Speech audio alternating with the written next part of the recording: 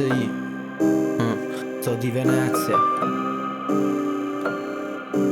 Non sai che lei mi fa stare bene, ma lei non lo deve sapere, non lo deve sapere. Non sai che lei mi fa stare bene, ma lei non lo deve sapere, non lo deve sapere. Mi sveglio tutto quanto stanco, forse ho corso troppo, è meglio prendere un respiro.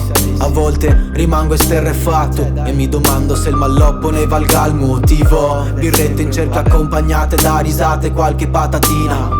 Qualcuno parla, un altro ascolta, un altro invece no. E dai discorsi sai traspare la fatica. Chissà se andrà bene oppure se invece no. Canto a squarciagola così poi non sento il resto. Così riassetto il senso di tutto ciò che passa. Ma spesso questo non basta e penso, spero passi presto. Qualsiasi suo gesto allevia la malinconia. E ogni tanto compare il sole fuori ma piove. Lasciarmi andare a contare, narrare vecchie vicende. Com'è forte tirare, chiudere, aprire le tende. Ma con certe faccende quando ci vuole e non sai che lei mi fa stare bene, ma lei non lo deve sapere, non lo deve sapere. Non sai che lei mi fa stare bene, ma lei non lo deve sapere, non lo deve sapere. Freccio come i neri monopacchino. Sai non ho più tempo e darò al massimo. Busi se lo ascolti sai già un classico. Mastico ma non mi sazio mai.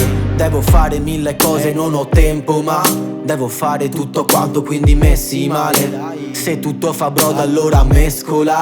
Getto i resti in mare, ho il mio spazio ormai. Fumo mentre penso che questo mi faccia male. Giuro che ricerco sempre tutto ciò che è bene, ma a volte ci si può sbagliare. Tra il male e il bene non sono sempre chiare le barriere. Pensa a volare che tappa le ali come niente fosse. Pure gli amici supposti, tali a volte alle spalle senza dar risposte. Da cicatrici levo le croste, c'è chi mi taglia per portarmi a farlo. Fare del bene in silenzio non basta e seppure ingrato par meglio mostrarlo. Non sai che lei mi fa stare bene, ma lei non lo deve sapere, non lo deve sapere. Non sai che lei mi fa stare bene, ma lei non lo deve sapere, non lo deve sapere.